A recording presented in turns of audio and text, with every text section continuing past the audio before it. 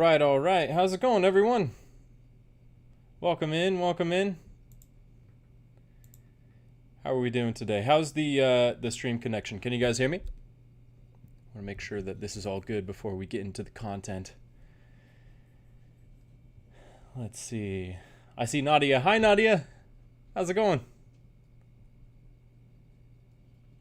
Oh, and thank you so much. If you're here, Christian, I hope I pronounce your last name correctly. Mishalak. Thank you so much for becoming a producer mug. That very helpful, very appreciative. All of the support means so much to me, and I just really appreciate everyone who is supporting the Comfee mug here. I got some exciting stuff to talk to you all today about, and we're going to be going over some. If I can switch over to the screen here, we're going to be talking about arcane armor, specifically the metallics and whatnot, the differences between like something like this, or if I can find it, like an enforcer's mask. This has more muted, but also shiny look, if that makes sense. But then Mbessa's mask is pretty. Let me see, pretty shiny, if you will, no matter what the battle scar damage is. So we're going to be going over all sorts of stuff like that, how to get between those different styles of metal. Gold seems to look a lot better when it is very shiny and pristine, versus when it's more rough, like this sort of a thing. So let me pull up the file that we're working with here. I already have a shader built, and this is just what a shader that I was working with in the previous stream, if you guys saw that over on Patreon. I had started building this gold shader for Mbessa's mask, and I did a little bit more work on it off stream, and it just has kind of grown from there. And then I did a slight variation to the same shader, just to make it more silver, a little bit more like iron. But I think that this might be a little bit too shiny, too pristine, whereas the gold, it seems to look, at least in my opinion, pretty nice on its own. I'm seeing a few more people come in. Hey, how's it going, everyone? I don't know how to pronounce your name on YouTube, but you're here to steal my shaders? Oh no. I'm gonna be out of a job soon here if you do that. That would not be good. No, I'm just kidding. I'm here to help you guys out, make it so that you can bring the styles that you love to life. Oh, it's Sparrow? Oh, okay. Thank you. That's very helpful. You're allergic to vowels. You know, I can kind of agree with that. Me too in some ways. Also, hi Halal, it's so good to see you again. Thank you for joining the stream here, and thank you everyone. I see Ninja in the chat as well. Let me know who's here. Hi Scorpion, how's it going? The Scorpion, I should say. So great to have you guys all here. Very excited for this stream. But yeah, so there's some interesting stuff that we could get into. I'll pull up the reference images and just like have them on the side here for a second, because we're going to be trying to recreate the different roughnesses as well as the more shiny types of metal. And I'm curious, what do you guys want to learn first as far as like roughness or shininess? These shaders aren't using like an actual glossy shader. They're the only BSDFs that I'm using for this are the diffuse BSDF, and it's kind of faking that reflection a little bit. So we have that. We have different type of reflective details. I don't have an HDRI going on in this scene, so all of these details that you see in the metal are just from the texture itself. And they kind of move on their own.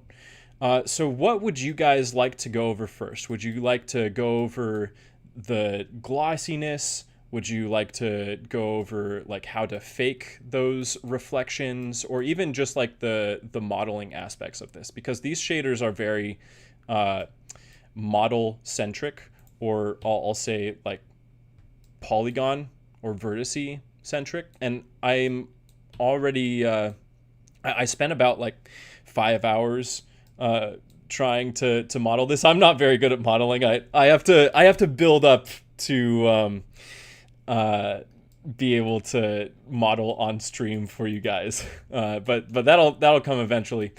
But yeah, so these shaders, the metallic shaders, are very model centric in how, like, where all of the edge loops are and whatnot. As you can see, I have the same shader on this one, but this is more like sculpted, if you will. Well, I mean, it wasn't exactly sculpted. I just took the modeled version of this and then put a lot of subdividers on it and decimated it a little bit so that it would have irregular geometry shapes. But let's see. I'm reading in the chat here. Let's see. How would you ensure that the grain of the metalness is oriented correctly on each plane? Are you talking about like, what specifically are you talking about in that, Sparrow? Are you thinking like the reflections themselves, or are you talking about more of this like roughness, this kind of brush texture that's going on here? And as I'm waiting for the stream to catch up a little bit with that, I see your message there.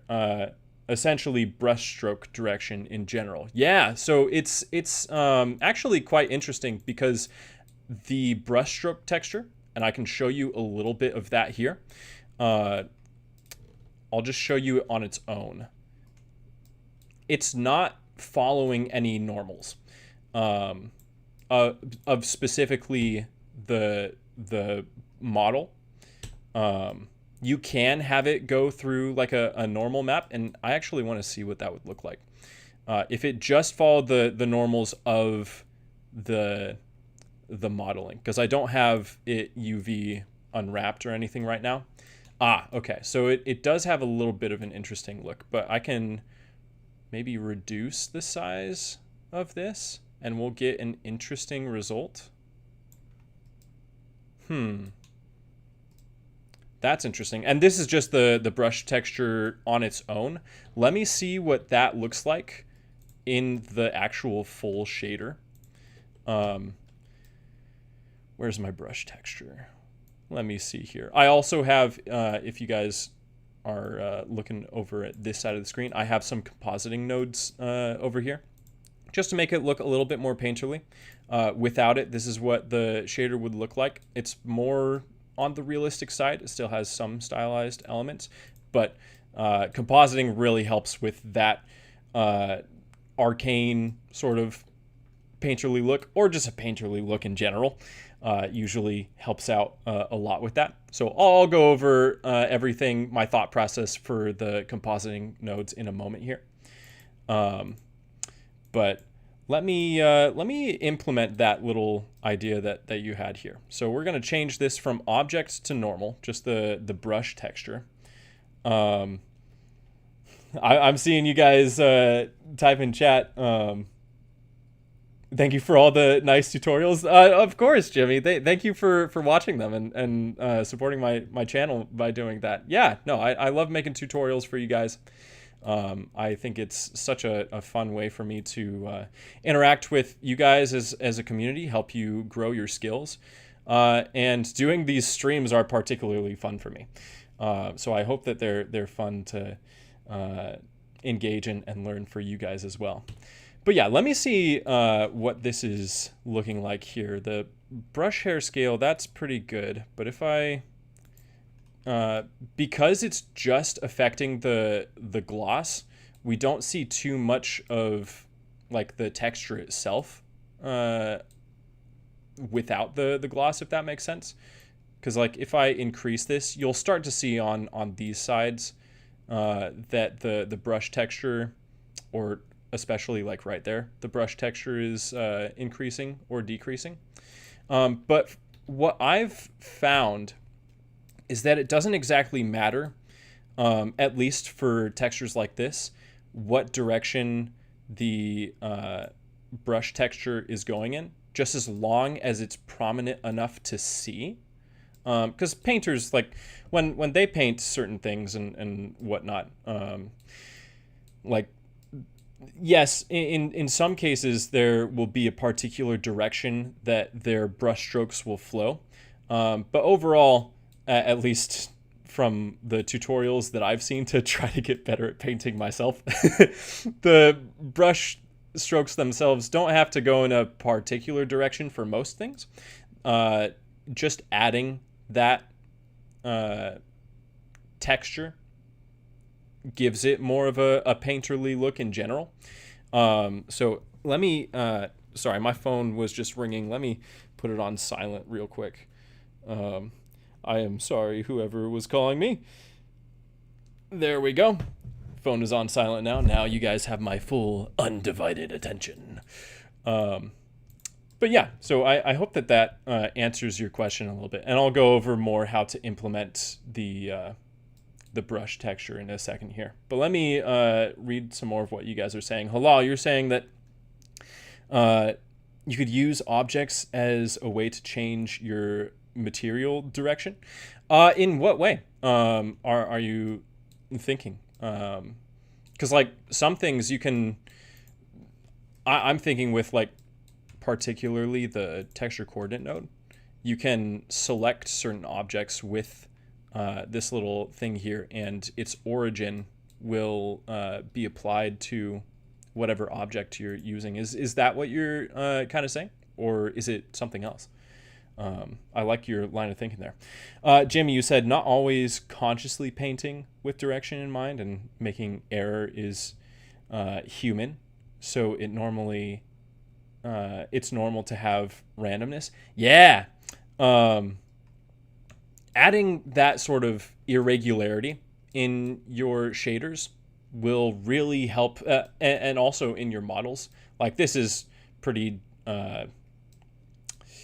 mathematically perfect as far as modeling goes. In the future, I'll probably want to change some of the angles for these and whatnot when I actually implement it into my full character. Oh, and I'll actually show you my character model in a second here. But yeah, adding that randomness to it, where in particular this brush texture, it has that sort of like characteristic where it's not going in a specific direction as the object was modeled, but instead it has a natural sort of just flow to it. It's a constant, it's infinite, so it won't ever like stop with a brush stroke. But I'll show you guys in a second here how you can break these brush textures up so that you do have more of like a I guess an enhanced painterly look, where there are several directions that the brush textures go abruptly. And that's actually what I use for my character model and the skin texture. Let me show you that real quick. Where is it? Ah, yes. Okay, so I'm gonna hide the armor, and then we have feet there. Go up here. Okay, so I'm still working with the compositing. I want to have separate layers for my character's skin and body versus other shaders, other objects, because I want to be able to see like his eyes a little bit more clearly from a further distance away. As you can see with the Kuwahara filter especially, the eyes tend to get more blurry the further away you go. And so I have some remedies for that I'll show you guys here. I just have to figure out different layering and whatnot, how to do that. But yeah, so with the character and the shader, you guys are probably aware, you always want to make sure that the shaders kind of live in the same world that your character does, except for anime. what I think makes anime very distinct in its style is you can actually have photorealistic objects in the background or foreground, but as long as your character is in the anime style, it will kind of put your mind into that anime headspace, even though you have a realistic background. So just getting your character's shading right specifically is very important. But it will depend on what style you're going for. Like if you're going for a more Studio Ghibli style for your anime, then you want to have the painted backgrounds. But yeah, so Halal, you said the in the texture core, that you can select different objects and have that effect. I'll have to play around with that. I'm not 100% sure what you're talking about, but I'll definitely look it up after this stream.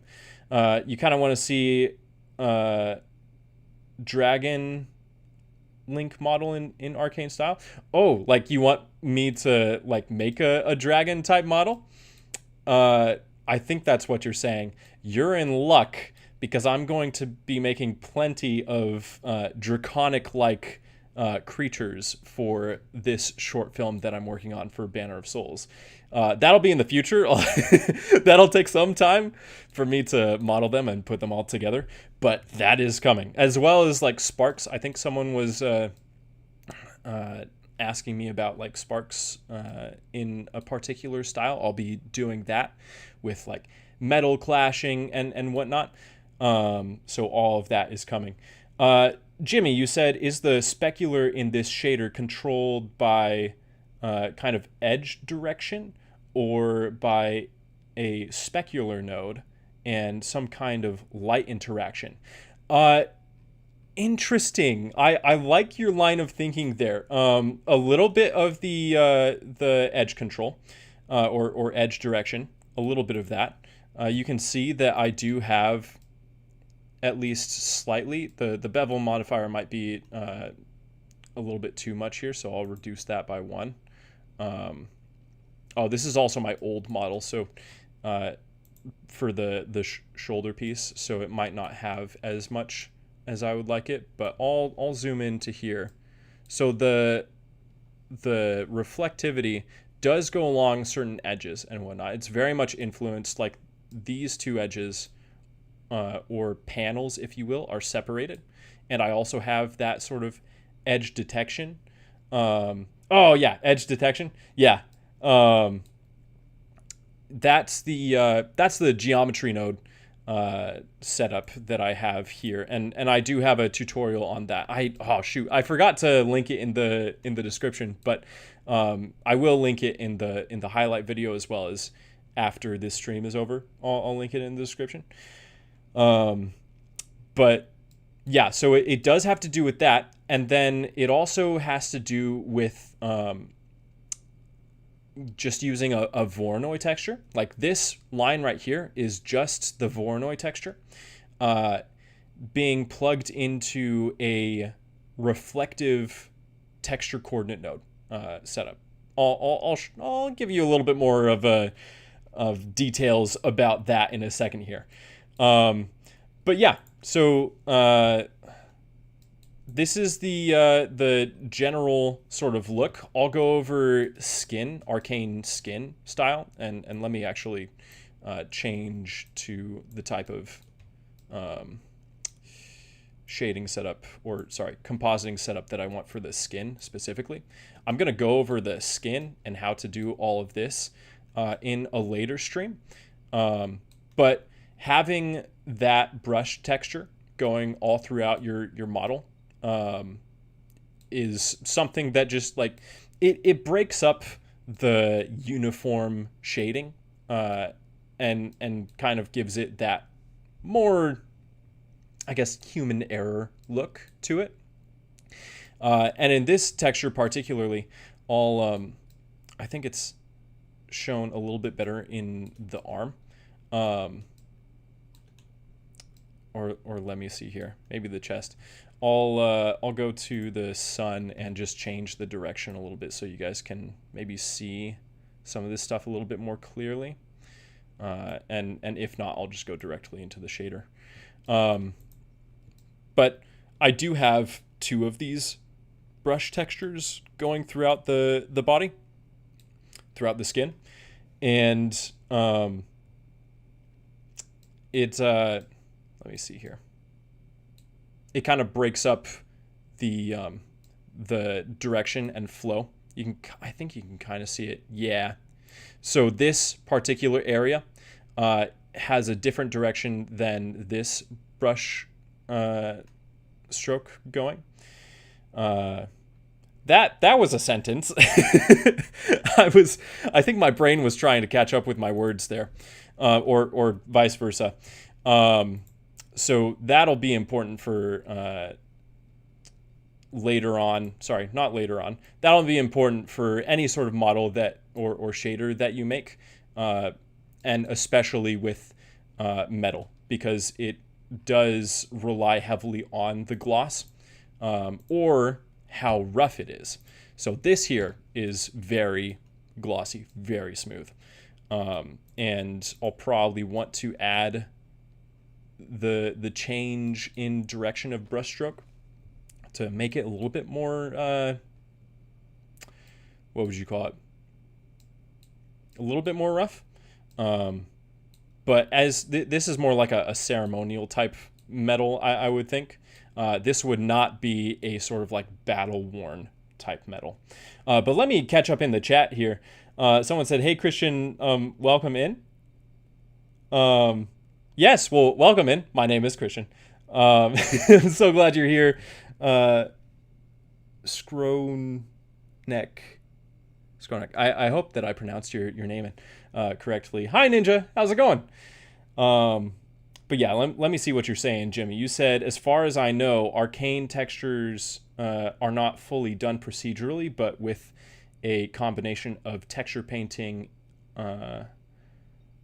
Are you mostly teaching about procedural techniques? Yes. So yeah, I am definitely aware that the textures are mainly hand painted in Arcane. I think that is awesome. I want to be able to recreate that same look almost completely procedurally, because I don't have that kind of skill in texture painting, and trust me, I have tried for years to improve my skills. It's not going quite as fast and turning out quite as good as at least for me, as procedurally making things is. But I will be implementing some more texture painting into this, and I'll show you how to do that, because what I want to do with texture painting is create masks for different shaders.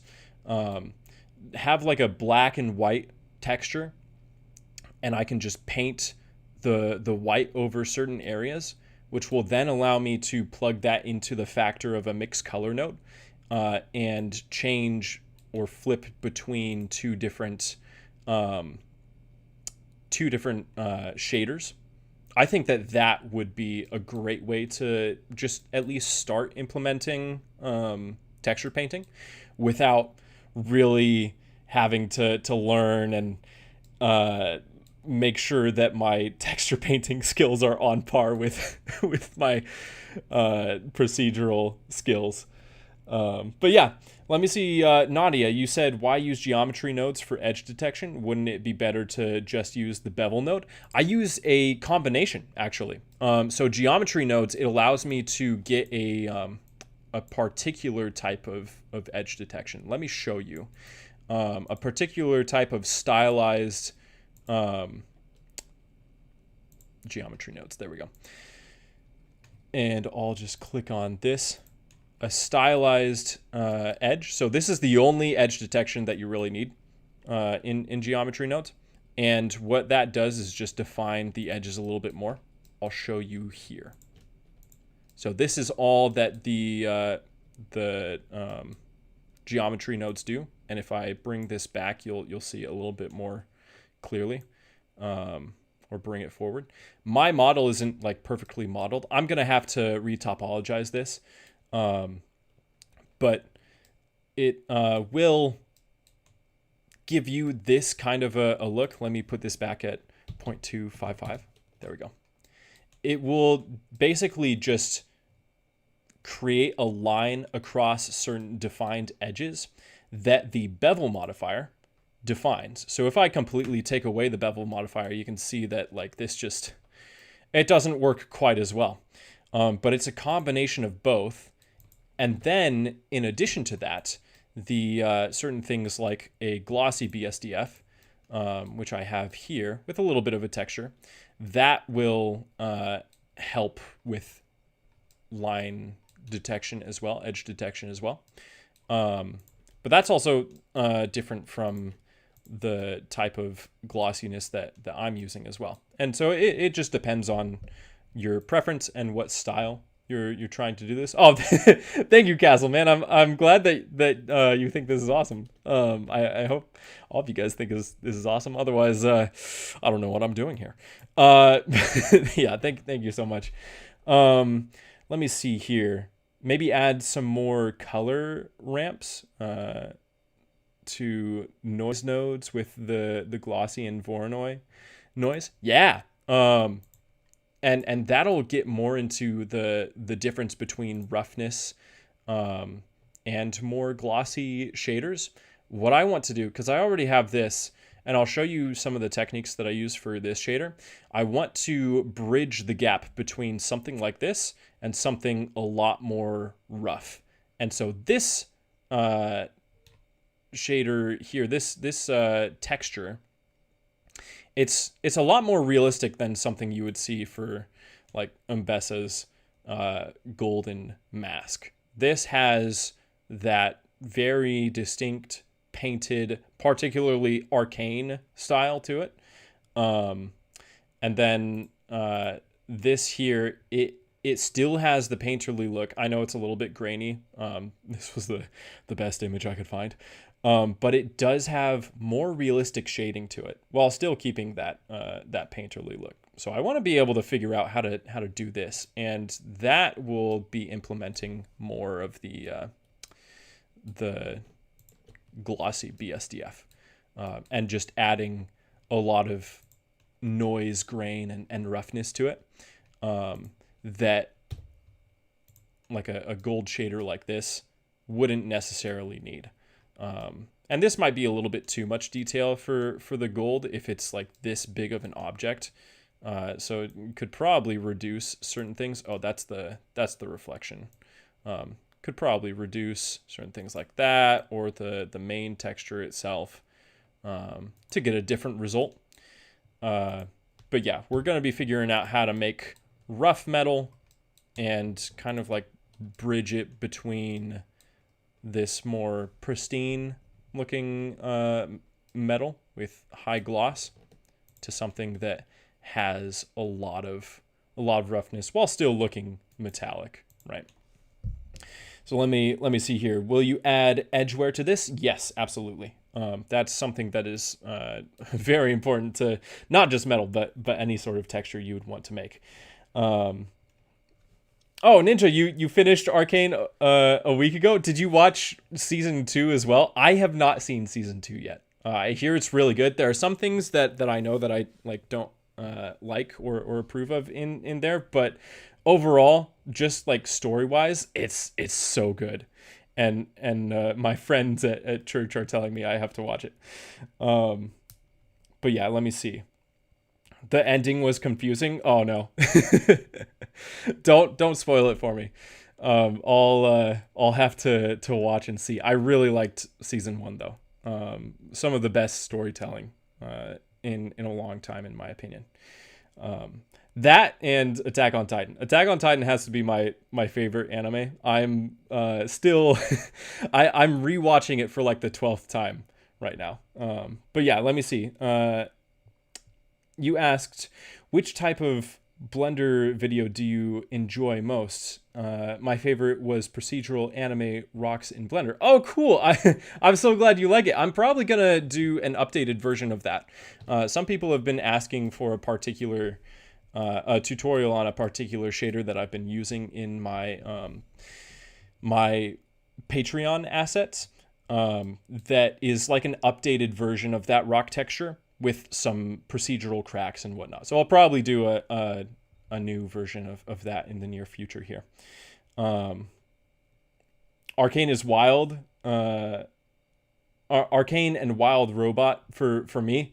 Yeah, I haven't ever seen Wild Robot. I hear it's pretty good though. Could I throw in an industry request? Donating free real estate, so to speak. I'm confused by that. I'm intrigued for sure. Tell me more. But let me see. I'm reading some more comments here. You've not watched Berserk.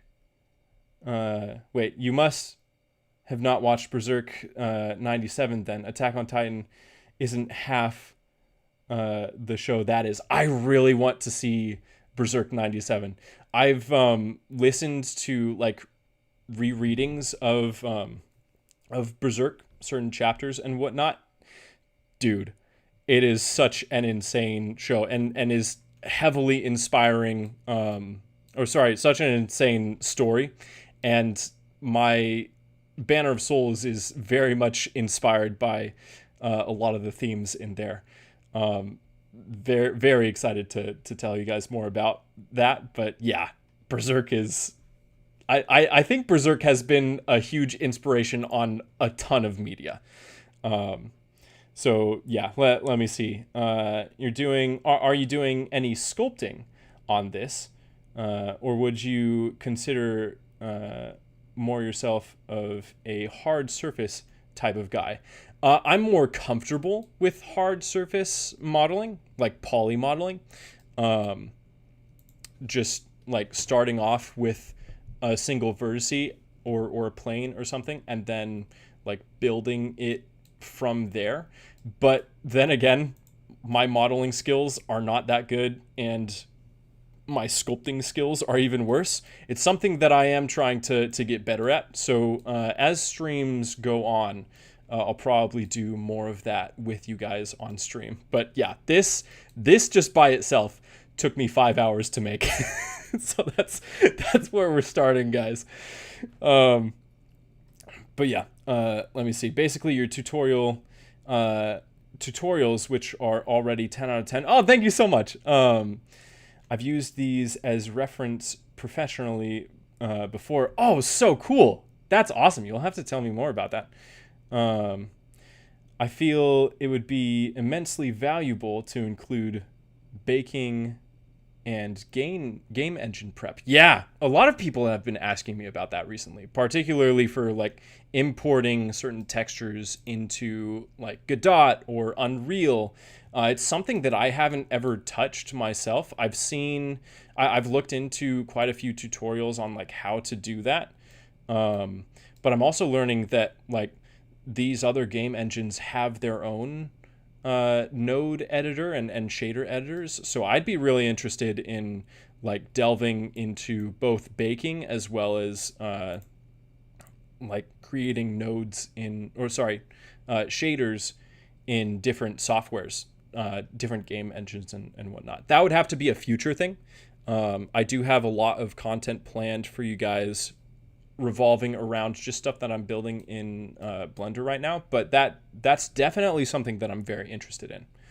I'm going to get into, because we're already 30 minutes in, and it's crazy. It doesn't feel like it's been 30 minutes yet, but I guess that's just how much fun this stream has been already. But I'm going to get into a little bit of the types of techniques that I used for this shader, as well as bridging the gap between that and something a little bit more on this semi-realistic and painterly side of metallic shading, really getting it like the battle damage and whatnot. Authentic battle damage. Sorry, that's a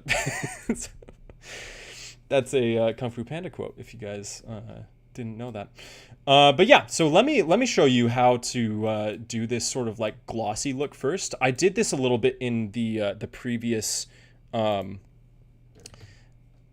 the previous stream that I did on for members, and you guys can actually check that out if you become a member for as low as $1 a month. But I showed how to do this technique, and I'm actually just gonna bring that out if I can find it.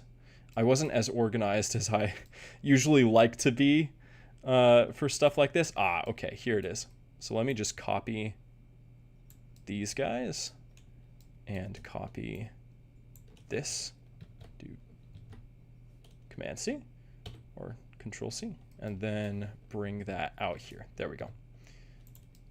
So we can just see the glossiness, the fake glossiness on its own, and sort of how that works. And I actually have the colors inverted, so let me just bring invert color. There we go. So now we'll have things in more of like where it's glossy, it'll be white, and where it's not, it'll be black.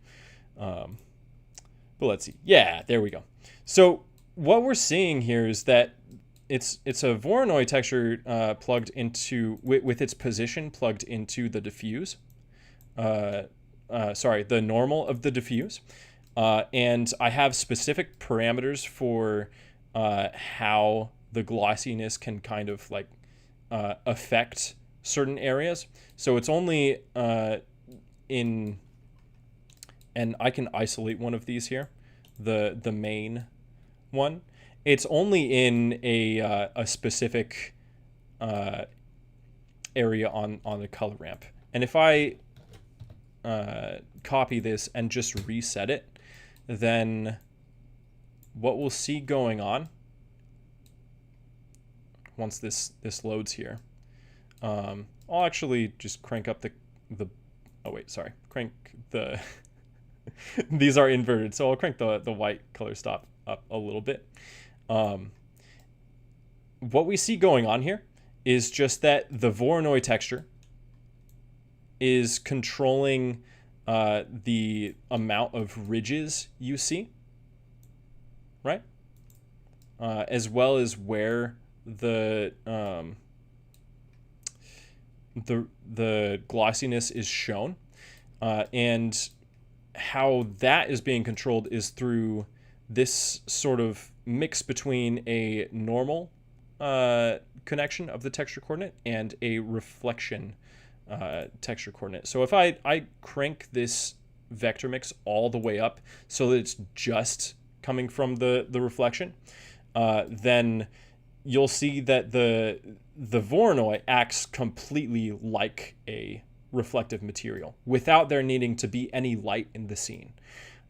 So the pros of this will be that no matter how dim or how bright your scene is, it will always have a reflectivity to it, a reflective nature or quality, if you will. And then you can kind of guide where this reflection shows up just by creating a couple more color stops and dialing them in a little bit. That's how I was able to get this line, and I'll show you guys here. I was really going for recreating this particular line of Mbessa's mask. I have just this section modeled in a different project. I might be able to pull that up. But I was trying to make it so that this line was constantly able to be seen. And that's the benefit to having a more fake reflection, if that makes sense. That's why you would want this type of reflection to it, because it's not particularly restricted by a sunlight, or if you have a fill light, then it won't change so much the texture or whatnot. And a fill light, if you guys don't know, if I'm recalling correctly from my video editing days, is a light just like this, very overcast. It just fills the scene, if you will. So there's not like an edge light going on. There's not a rim light, anything like that on the character. It's just a sort of flat light that is covering the whole scene. And so you can have that while still having this line.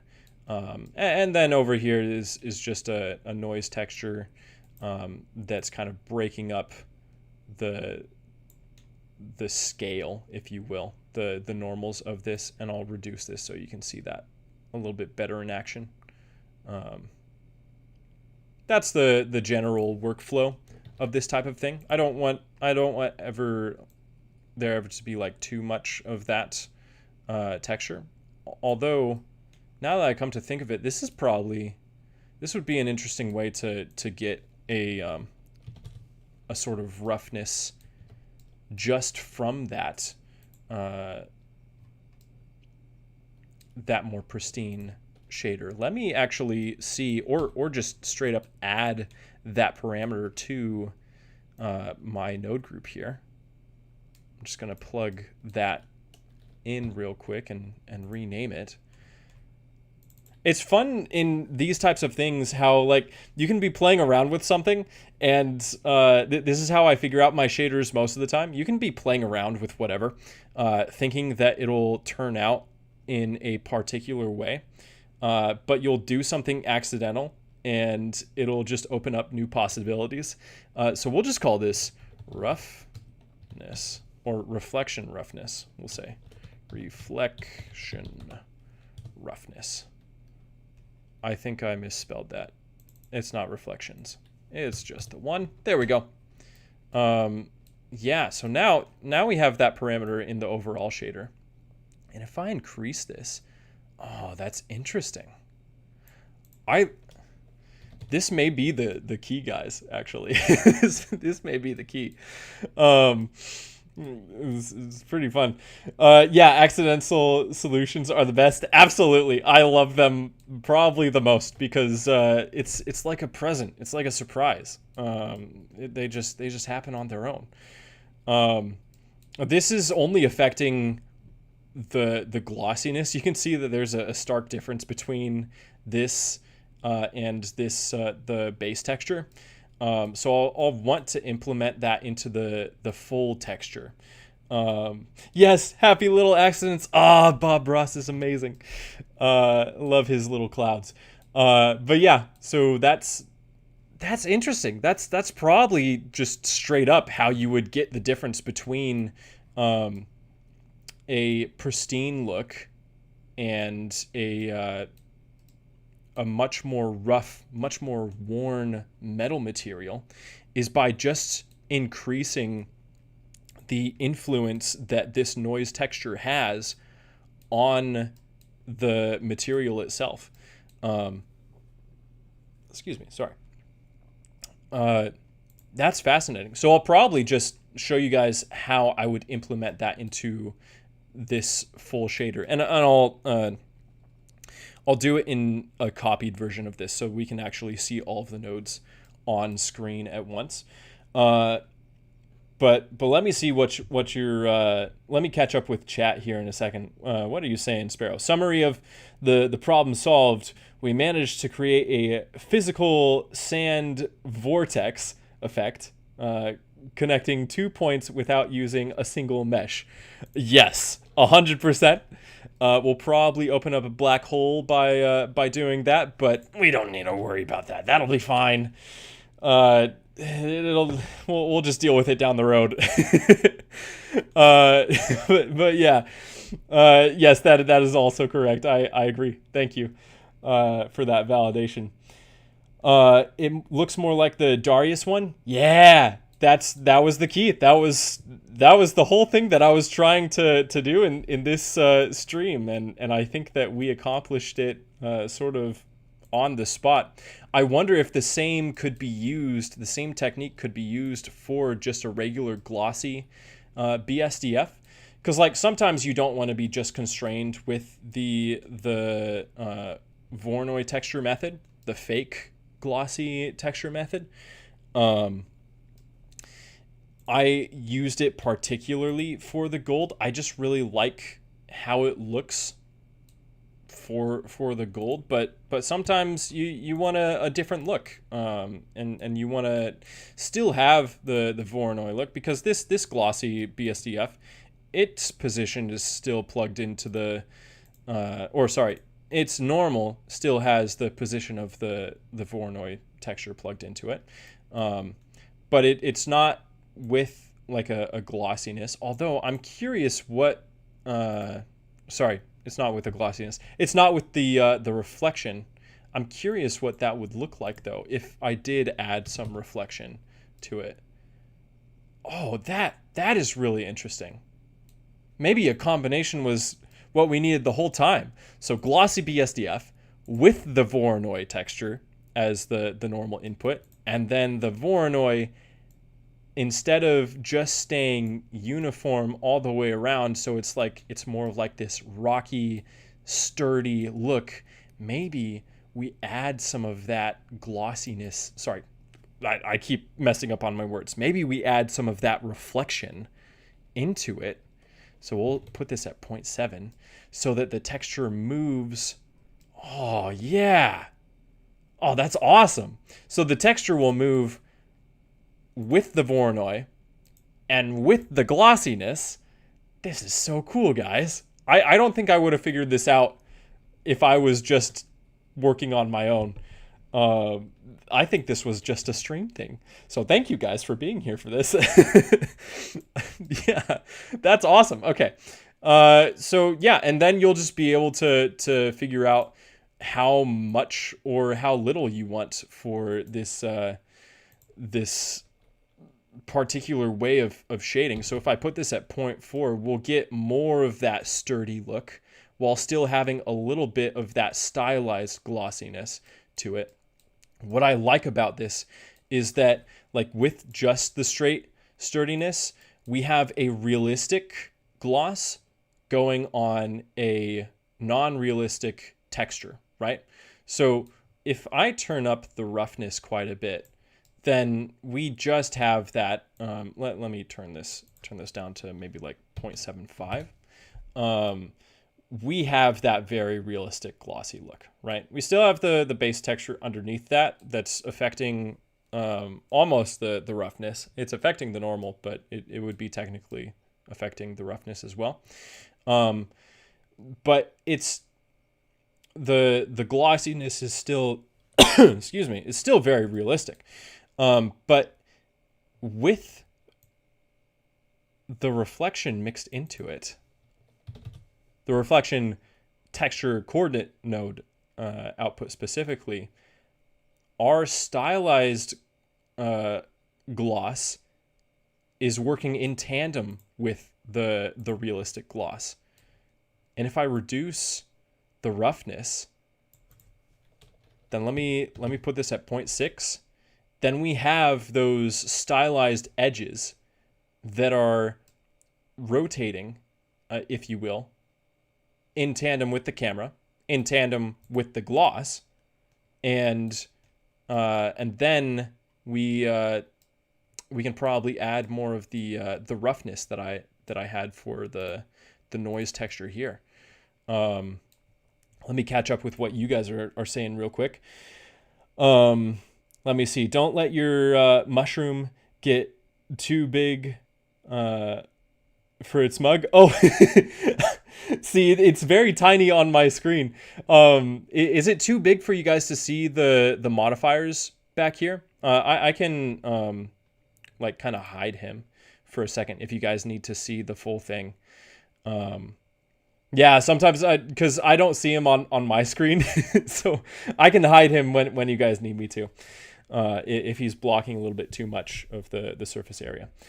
But yeah, Jimmy, you're saying I prefer a color ramp to it being controlled by math nodes. Oh, that's interesting. I've played around a little bit with math nodes, but not particularly with like glossy textures, or stuff like that. But I'm curious. I've seen more like screenshots and whatnot recently of people using math nodes for getting stylized textures. So I'm curious how to implement that. That would be really cool. Let's see. Raphael. Hi, Raphael. How's it going? You said, hey, can I ask a question about a shader I'm trying to recreate or trying to create? Absolutely. Yeah. I may not be able to like change the topic in the middle of the stream, but later on in the stream, I'll definitely be able to talk to you more if we finish the main topic here. I'll be able to talk to you more about that. But let's see. Top left is not something we need to see. You can put him there. Oh, that's true. Okay. He's got a lot of moving parts. Let me actually see. So I'm gonna move the back of the mug maybe to there, and then where's my mushroom man? I'll move him up. Oh, it is gonna be an issue me figuring out how to do this all with such a tiny screen that I'm working on. Okay, so I moved that. I'm gonna try to get full screen on the stream so that I can see where everything is lining up. Let me see here. So I think I just need to move my mushroom guy a little bit to the side then. It looks like the back of the mug and the top of the mug line up well though. Maybe put him down just a little bit. Oh, I think it's working. All right, we'll stick with that. I'll edit it a little bit more after stream, but let me know if that's a little bit better. Oh, that's the top right. Yeah, that's true. Although, wait, top left. I still have some stuff going on. I might be using this area a little bit in the future, but top right, we shouldn't be doing too much with any of the, I guess, what is this called again? The outliner. Yeah, I won't be doing too much with the outliner anyways. We're just going to be sticking with this general space here. It's perfect where he is. Okay, cool. Thank you. Yeah, I'm glad this works. Okay, cool. Yeah, we'll just stick with this. If this becomes an issue in the future, we'll figure it out. But I think that we have a good place for Mushi, as his name is, to hang out. All right. What? Bad Nadia? No, we be nice to our people in here. But yeah, okay. So let's implement the noise texture into this. I'm actually just going to copy this over, and I'll just tell you guys or show you guys what that's working with. I have too much stuff going on in here, so let me move this out of the way, and then I won't need some of the nodes that are in front of this. I'll get rid of this so it's a little bit easier to see, and we'll move this out of the way. There we go. Okay. So yes. Okay. So this is what we're working with our regular, I guess, normal mapping node setup for the Voronoi texture. And then this would be, this would be the additions that we're giving it. So I'll just reduce the texture mix here to 0.7 so that it can match what's going on here. By the way, these nodes are these nodes, these three, right? The only thing that we would add is an extra mix texture, and I know that this would be like in between the mapping node and the texture coordinate node up here, but it doesn't exactly matter, just as long as you have one that's connecting to the normal and the other one that's connecting to the reflection. Oh shoot, you know what I just realized? I'm not recording this. I'll have to record after the stream here. Let me just click start for that. Oh, hey, Tawan. So good to see you. You see math? Yeah. We're talking a little bit about math. But we're working a lot with mixes and whatnot in here. I'm curious because I'm not too sure how to add math nodes into the base textures that I've been working with. So I'm trying to figure out a way to add a little bit more math into it. But yeah, so glad you could join the stream, Tawan. I love your tutorials. Guys, if you haven't checked out Tawan Sunflower's stuff, go check him out. He has such a great channel. He's probably a lot smarter as far as like mathematics and geometry nodes than I am. And he has some great anime. Oh, words are failing me right now. Oh no. Great anime tutorials and whatnot for Blender. So definitely go check out his channel. It's really good. But yeah, so anyways, getting back to this, we're just implementing the noise texture, which it doesn't even need to have this object info node. That's if you want the noise texture to be different depending on like the location of your thing. And because this is armor and it's going to be on a moving character, I want it to stay or I want the texture to stay locked to the mesh. I don't want textures to be like phasing through as characters are moving. So that's just the only reason why you would need an object info node is if you want to have the same texture or whatever for multiple objects, but have variations of that texture throughout different areas. But for objects that aren't moving. Not recording, grab the stream later. Yeah, that's what I'll do. I'll probably just either download or record the stream, because thank God, thank you Jesus, YouTube records the stream on its own. I just wasn't recording this stream on OBS as well, so I'll get it later. So many nodes. Yeah, I'm trying to break it down to be a little bit easier for you guys. But so let me actually just recreate this for you here. So I'll just disconnect this. So we have that base glossy BSDF. And I only changed the amount of roughness to 0.6.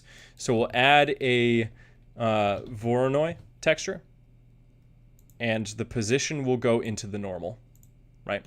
We also want to change this. I think I had it at 2. Yeah. And we'll want to increase the detail to 1 and turn the roughness all the way up. Oh yeah, and it's on smooth and randomness. We want all that good stuff. So roughness all the way up. This is going to be 1 detail, and then this is going to be 2 for scale. And then randomness is at 0.7, I believe. These don't have to be exact. It can be depending on whatever you would like. I'm reading your message in chat, Tawan. Honestly, what you're doing is really impressive. Oh, thank you. I'm glad you like it. The other day I learned the object mix with window technique from you. Yeah, no, it's so much fun. I love mixing between different texture coordinate node outputs. It adds another layer to certain things. So yeah, really glad. I learned so much from your channel as well. So I'm glad that we can improve each other's art and whatnot. But yeah, the crystal thing. Yeah, that's where the window and object in texture coordinate inputs really come in handy, is giving it sort of like depth and whatnot. But yeah, so we'll just press Control T on the Voronoi texture and change this to object. But we'll actually, oh wait, no, we had it at normal. There we go. But we'll want to add a mix and change this to vector. You can, this is a pet peeve of mine. You can add a regular mix that'll start out as float, and you can add a mix color, but you can't search for a mix vector. It doesn't come up on screen. You can even look for a difference. Look at that. Look at that. You can look for this. You can type it in, but there is no typing in for a vector mix. It is quite funnily maddening to me. But yeah, so we'll plug the reflection mix into there. So now we have a little bit of that texture movement going in with that, but we need to adjust the smoothness and add our brush texture. So we'll add 2 noise textures here. We'll do one there and one here. We also want a color ramp. Color ramp, there we go. Just want to make some space for this. And then, as always, factor goes... Oh, wait. Is it the factor or is it the color? Yeah, it's the factor. Factor always goes into the vector. Color always goes into the factor. And then this last one, just press Control T and then give it an object input for that. And now, I think that I had this... Yeah, we have 3 for scale, 2 for detail doesn't matter for this. So 3 for scale and 3 for... Oh no. I'm gonna try it, guys. I don't know. This word, it's maddening. This is lacunarity? Lacunarita? I don't like this word. It's my arch nemesis here. But yeah, so we'll start with that. So first noise is going to be at 3. Roughness is all the way down, and we'll change this to 3. I don't like that word.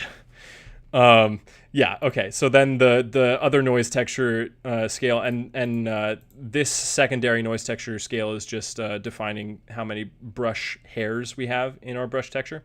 It's got the roughness at 2, scale at 15, and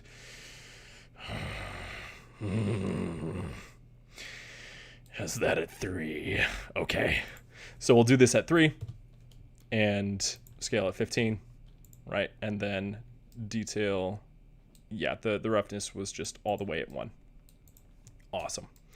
And then that just plugs directly into the the smoothness. What's going on? Tawan, tell me, hang on a second. Tell me right now that you can pronounce this word correctly. First try. Tell me you can pronounce this correctly. I cannot. I don't know how to do it. I've looked it up on Google Translate. I still have, or not Google Translate, just the dictionary or whatever. I don't know how to pronounce this word. Plenty of people have tried to help me. I might have a mental block. I don't know. I don't like this word. I don't know what it means. I don't know why it's here. I know that it just increases or decreases depth of texture. You've never said this word before in your life? Me neither. Try saying it. What does this... How do you say this? Sorry, that was the extent of my crash out. Well, moving on. Sorry, guys. Okay, so then we just increase, we crank up some of the color stops here. So it looks like the white stop is at 0.6 and the black stop is at 0.2. I'm a little bit lightheaded from that, honestly. But we'll pull through it. So 0.4 for, oh, I said 0.2, 0.4 for the black stop and 0.6 for the white stop. Okay, we'll see what that's doing. We might want to increase that a little bit. It'll all just depends. The black stop will make things more sharp, and the white stop will always make things more smooth. So that will just depend on your preference of how soft or smooth you want your texture to be, or how... Oh, someone in the chat is telling me that it's pronounced lesinity or whatever. I don't even know at this point. I'm not gonna try anymore. This is just I just have to give up on that and focus on my strengths elsewhere. No, bad. Yeah. I don't know anymore, guys. We'll have to move on. Even though I'm quite good at math, I've never seen that term before. You good? Oh, thank you. I'm glad I'm not the only one. I have only seen it in this context, and I still don't know what it means. But I do know that it just increases the amount of texture or whatnot. It's like another form of scale. I don't know why it's not called like secondary scale or whatnot, but that's what it does. But yeah, so anyways, we have all that done, and now we want to add a little bit more distortion, some more noise distortion for our Voronoi normals here. So we'll add one more mix into the fray. There we go. And we'll add a noise and give that its own texture coordinate node and mapping node.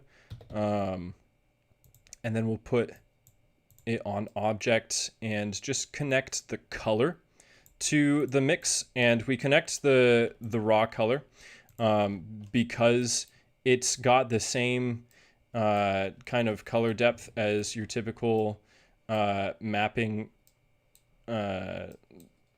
node would have, or normals have. You don't want to have the black and white version. You want to have the colored version just so that it can mess with the normals a little bit more. Like you can see, this is it without, and then it creates some irregularity, and that's what we're looking for, to break up the mathematically correct normals and whatnot. So let's connect everything back here. So interesting. So it looks like things got a little bit darker, which is cool. So we'll just, I'll put this at point, maybe at point. No, let's actually have a big discrepancy, or not discrepancy, a big shift between the two. So we'll keep this at 0.5. And right now the scale is at 5.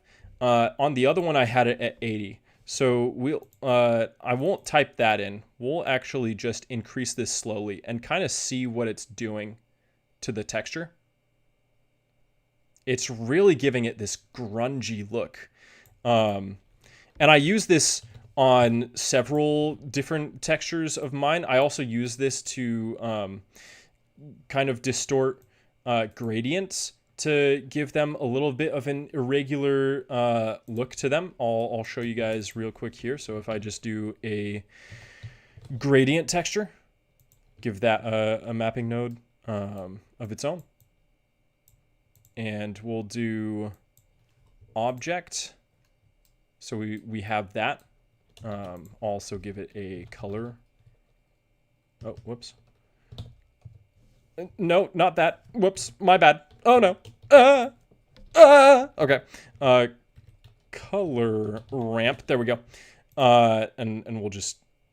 Well, then we'll increase the white stop a little bit.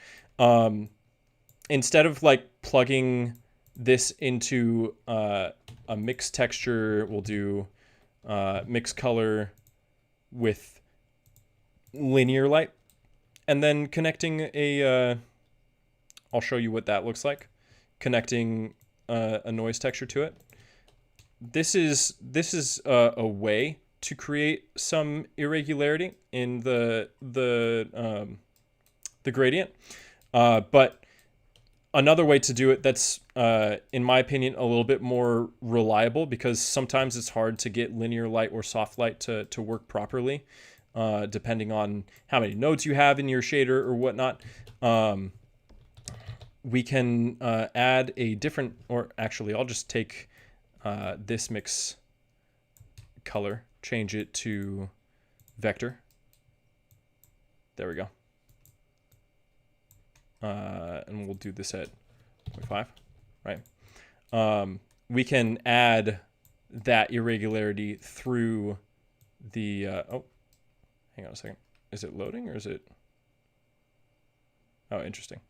We can add it through the,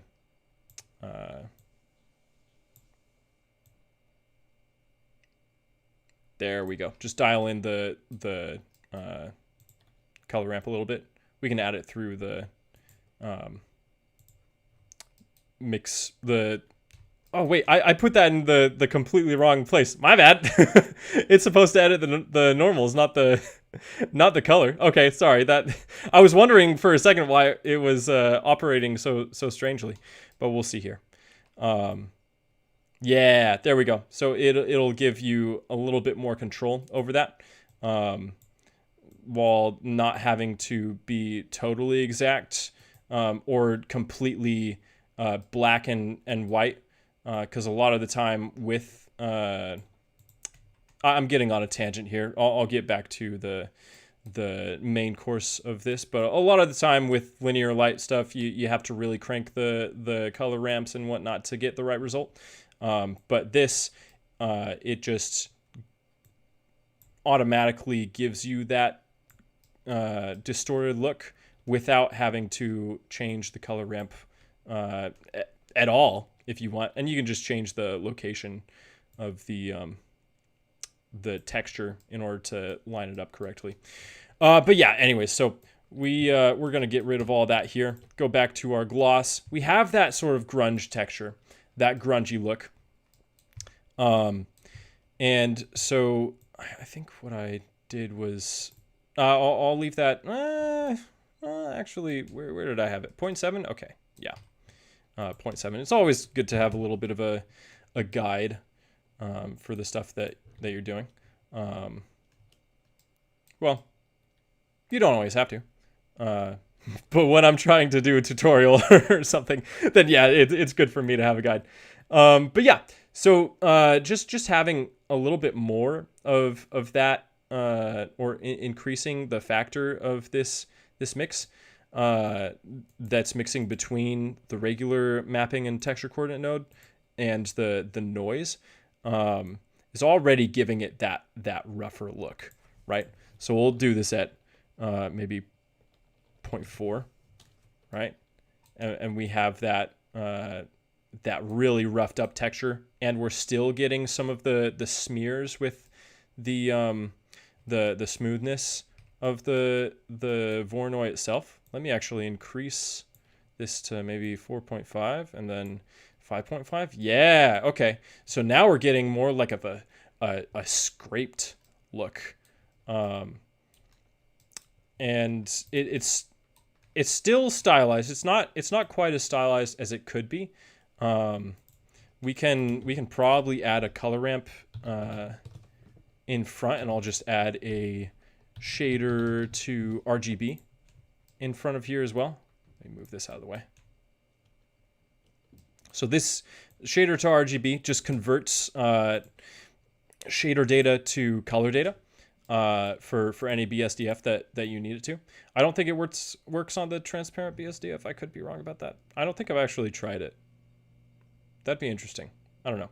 But yeah, so that'll just allow us to put a color ramp in front, and then we can, instead of just working with the roughness, if I want to keep it like pretty rough on the glossy BSDF, but then crank some of these stops, color stops, so that I'm just getting, I'm getting a very contrasted look.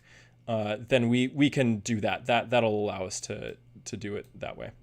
But yeah, let me put this back. I think I kind of want to keep it at maybe 0.4 and reduce this to like a, yeah, 3.5 kind of looks good. And this isn't like the full shader. I got to add the diffuse and all of that into it, and an underlying texture. And let's just go from what we have here and figure out how to implement all of that. So I think I probably just want to duplicate everything that I have going on for the normal of the Voronoi, and let's just plug all of this into a diffuse. Are you kidding me? I used to be able to just type in here DIF and diffuse would be the first thing, but I get difference? Are you kidding me? Sorry. Okay. Diffuse BSDF. Hopefully that's it's not just me who's running into that problem. Oh, Tawan, you just arrived at college, so you got to go. No worries at all. Thank you so much for joining. It's so cool to see you again. I'm glad that you didn't just fall off the face of the earth. I'm glad that you're still here. I'll be praying for your college day. I hope that goes well, man. But yeah, I hope we can connect somewhere so that I can maybe send you some weird experimental stuff. I would love that. I'll send you some of my experimental stuff as well. Maybe over Discord. And I'll be trying to get Discord up again soon here. I can't promise anything, but as far as the Comfy Mug Discord, I'll be getting that up hopefully soon. Hopefully. But yeah, no. Love you, man. Thank you so much for joining the stream. Good luck with college. I'll be praying for that. But yeah, have a great rest of your day, Tawan. Yeah. All right. So we'll get back into this here. Voronoi texture, just plugging the position into the diffuse. We'll see what happens with all of that. Again, it's the same texture, and already you guys are seeing that because we have the reflective, we have the reflection quality to this shader. The texture itself is acting like a whatchamacallit? Oh, what is it called? We're literally just using it. A glossy BSDF. Okay. Yeah, it's acting like a glossy BSDF. We'll probably, for the base texture, want to reduce that at least to 0.2 or 0.3. Sorry. With metal, you still want a little bit of that reflective quality to a base texture. Maybe 0.2 was the better call. Better call Saul. Sorry. But not completely. Because like metal, it's never going to have like a rock texture or whatever where everything's set in stone. I'm sorry. I don't know why I'm doing this. Yeah. So everything's like solid. Rock textures won't have this kind of a reflective quality to it, but base textures for metal and whatnot, they'll probably still have that reflective quality to it. And the roughness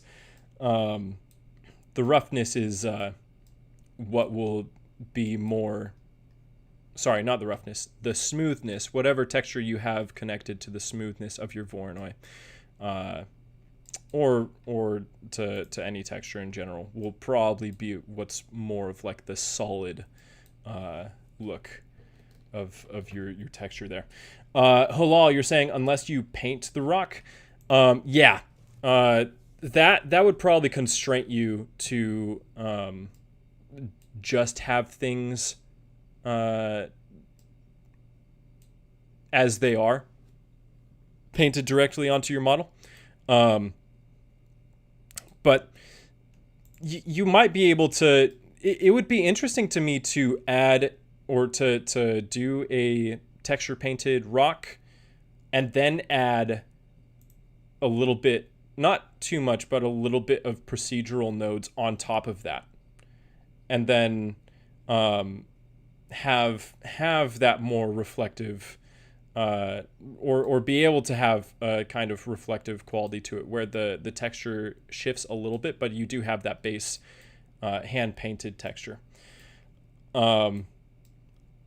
Yeah. So anyways, so we'll keep this as its reflectivity as is right now, but I kind of want to reduce the grunge texture just a bit, or the factor that's mixing between our mapping node and our noise grunge a bit, just for the same reasons, to make it less to make there be a little bit less movement than in previous, or in our glossiness. It'll still have that quality to it though in the gloss itself. So we have something like this going on.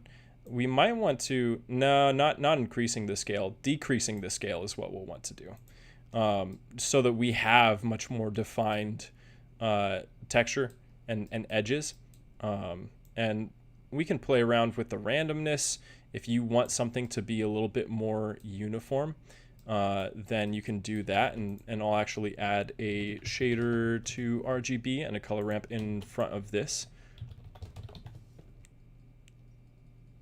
There we go.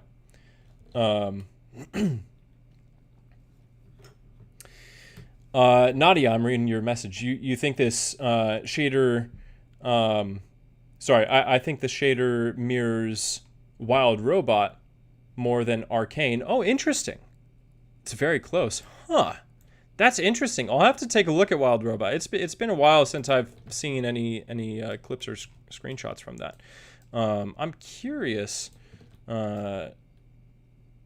what that would be. But yeah, no. What I like about this is that yes, I'm modeling a lot of my stuff, my shaders, based off of Arcane, for the Banner of Souls short film that I'm working on, but not everything has to be like completely accurate to any one specific style. It's good to be able to branch out and sort of like reshape things to be unique to your own style, even if you're building off of other techniques and whatnot that other people have used.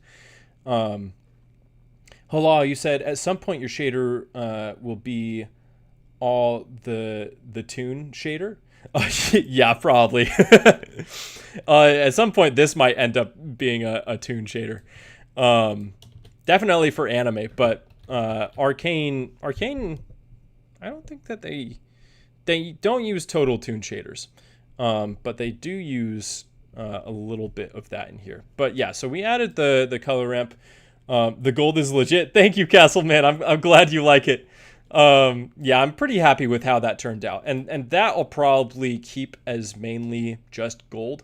I won't use it particularly in armor, but for things like gears, or like a gold chalice or something like that, that's probably what I would use this shader for. I just wanted to see what that looked like on an armor piece.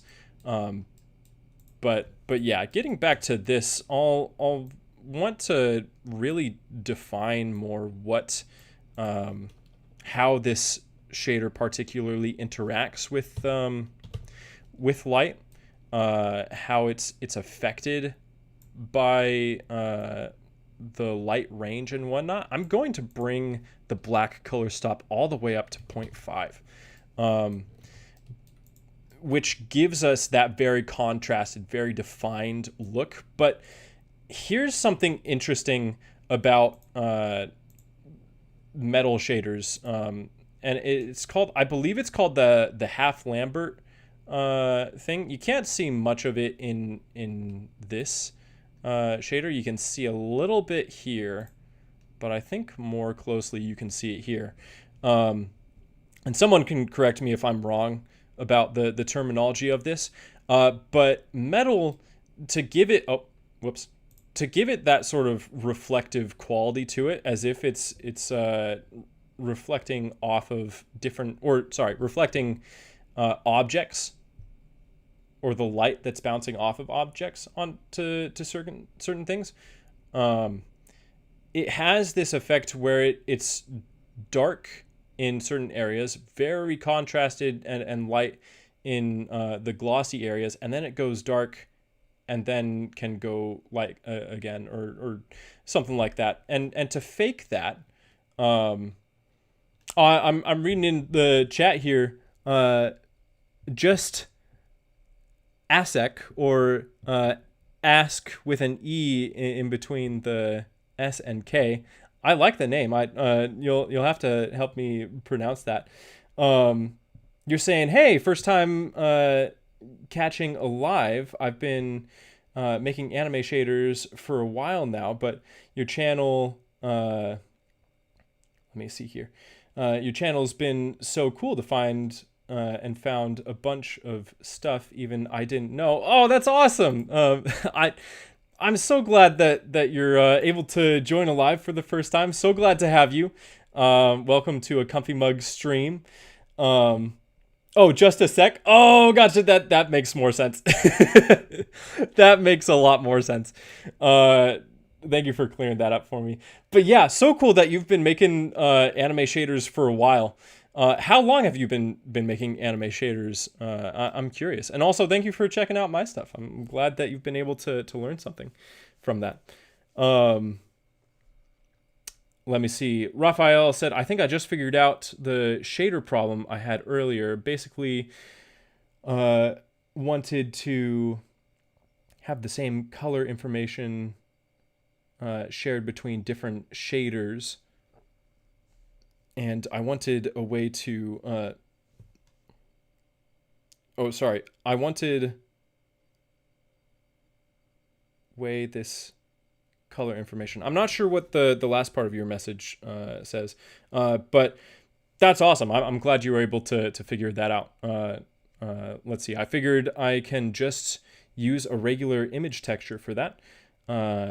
Just a very small image with one color. Oh, cool. Yeah, no, that's perfect for sharing color information, especially for base textures and whatnot across things, across different shaders. But yeah, sorry. So getting back to the I think it's called half Lambert thing. A way to fake that with a diffuse is to half Lambert. It's just like reflecting the ground or something that's behind. It gives it a little bit more of like a rim light or whatnot. Is we're going to add another color stop here. It'll be a little bit darker, like a slightly darker gray than the white, and we're going to bring it behind the black color stop. We can add another one and change this to black so that this is like very defined. And we just want this far out enough to not be too affected. And then we'll add one more color stop at the very end, and we'll keep this all the way black, and we can probably crank that up just a little bit. So we have that sort of like half Lambert look. It's a little bit stranger with the roughness I'm seeing here. But if I reduce some of that roughness, like if we just bring the grunge, if you will, back down, you can see that you do get that like what is it called? Another level of reflective quality to it, almost as if there's something in the corner that's bouncing light, like an object in the corner that's bouncing light off and reflecting onto the metal here. And yeah, it just gives it a little bit more of a metallic quality to it. Halal, you're saying ambient occlusion. I forgot to try the ambient occlusion method you were talking about in last stream. I'll be interested to try it out at the end of this stream if we have time.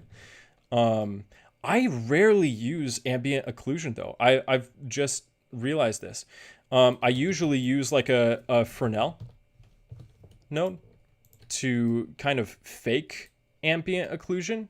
I feel like I have greater control, but I don't think that I've ever actually like brought in an ambient occlusion node and sort of like seen what that does. I actually don't really know how to work this node, so I'll have to experiment with that a little bit off stream. But I actually thought it was a BSDF. I'm surprised that it's not. So the fact that it's not a BSDF, that makes me want to use it even more now. That's pretty cool.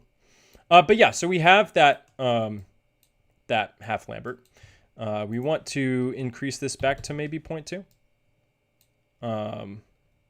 Maybe, oh, okay. So then we can increase the scale of our Voronoi texture, and we do get that more defined half Lambert.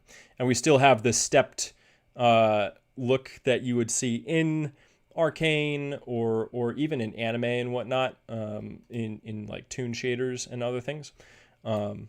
So we have that there. And so what I want to do is connect this to the factor of a color ramp. Sorry, not a color ramp. Sorry, a mix color. And just mix color. There we go. And just a regular mix, so that we can determine the exact colors that we want for the darker areas, as well as the lighter areas if we want this to have more of a hue. If we don't want the darker area to be that dark, we can change this and we can give it any kind of color we want. We'll keep this as is for now. And the reason why I have this the shadow color a little bit lighter is because I add another diffuse later on that will end up darkening all of this anyways. So let me add our glossiness to this shader here, and let me think how we'll do this. I think that because if I'm looking at this particularly, this has a lot of grunge, has a lot of contrast. I think how we'll end up doing this is implementing it through another mix color. And let me actually move all of this out of the way and move this up a little bit so that we can see things a little bit better. I am going to stay organized as well. Actually, I'll just go with this and press Shift P to add a frame, and we'll call this base texture. And then we'll do the same for this, but we'll call it metal gloss. There we go. Awesome. And then this will be the start of our output layer there. There we go. Okay, so we'll just duplicate the mix color, bring it over, and then the result of this mix will go into the A input, because whatever's darker will always the color that's always the value that's darker will always influence what is in the A input if we connect this result to the factor, and then we can control the color with the B input of the color of our gloss. So let's see what that does if I connect that. We'll see that here. While that's loading, I'll check on chat real quick. Let's see. Just a sec. You said 6 or 7 years. Oh, that's cool. That you've been making anime shaders. That's awesome. Wow. You have an extra 2 years on me. That's really cool. I've had one up on Gumroad for a while. Ooh, that's cool. Focus has been more on like character anime shaders and getting that flat 2D look. Yeah, that's a tough thing to do. And you've probably gotten a good workflow for doing that, but that's really cool. Bad at social media, so most of your stuff you share is through Discord. Hey, Discord is a great place to connect with people and share your stuff. I'll definitely have to get mine up and running again. Yeah, it is a long time. I've been making shaders for around five or 6 years, closer to 5. So yeah, that's incredible that you've been making anime shaders for that long. That's super cool. But yeah, so now that we have this the 2 textures implemented, I want to create a little bit more of a contrast between our glossiness and our what's it called? Our base texture. So I'm just going to increase the black color stop just a little bit. We'll do it at we'll probably just need a 0.1. It doesn't look like it needs all that much. Maybe we can increase the white color stop a little bit more to have some more defined gloss if we want that. But yeah, I'm seeing more people talking in here. Sparrow, you've been blendering for about 17 years now. That's crazy. That's awesome. Wow. You must have a lot of experience then. That's so cool. And then let's see. Halal, you've been doing it since 2009. Dang. Nadia since for 3 years. That's so cool. And then around 2008 or 9 years in Maya. That's crazy. That you guys have so much experience in this stuff. It's awesome. I'm curious what kind of like projects you guys have been working on within that realm. Have you changed styles over the years? Have you been doing different kinds of project work, whether it be for animations or for what is it called?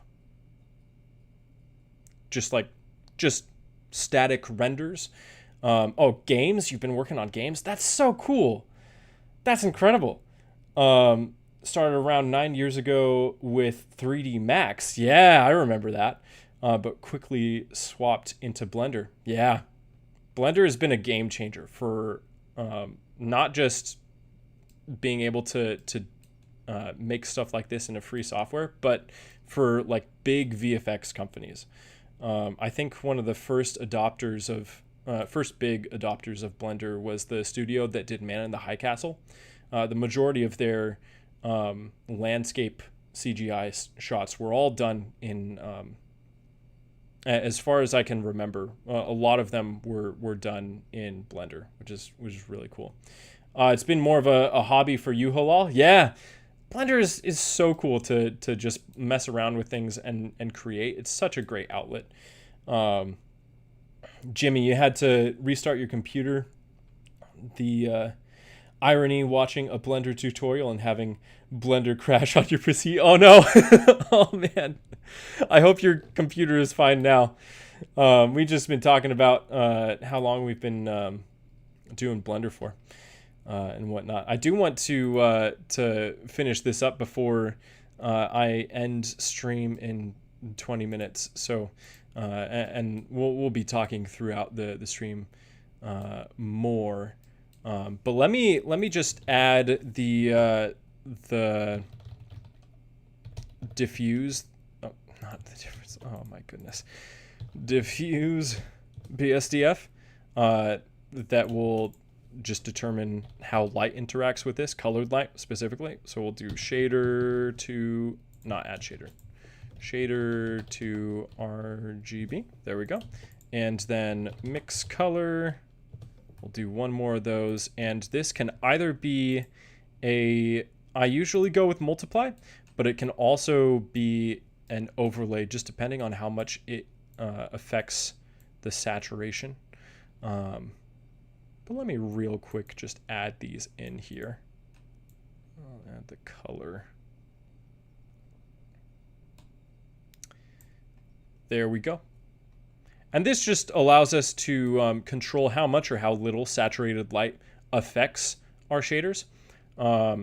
With the factor being all the way up, it'll affect it completely, and all the way down, it will have no effect. My computer is just loading with the addition of that here, but I'll show you guys with a what is it called? The point light. Here we go, a point light. We'll bring that over, and I want to turn the power down to maybe like 2, and change the color. So now our color is affected by, our shader is affected by colored light, where it didn't have that ability before. It's at 0.5. If it's all the way down, then saturation of light doesn't affect this at all. Color of light doesn't affect this at all. If it's all the way up, then of course the saturation and color will be completely overtake whatever color you have on here. There is a little bit of difference with certain things, right? So like the base color of your texture will kind of influence how certain colors interact, but you do have a lot of control over this. This is a technique I've used in all sorts of shaders. I think including in my most recent Toon shader, although I had a lot more steps for that one with certain nodes that just detect saturation of light and whatnot. That was a pretty fun thing to figure out. I love solving problems like that with nodes in Blender. Check that out if you guys are doing anything in anime. I'll link that in the description of this stream after it's all done. And also, this is a public stream, so you guys will be able to rewatch this at any point.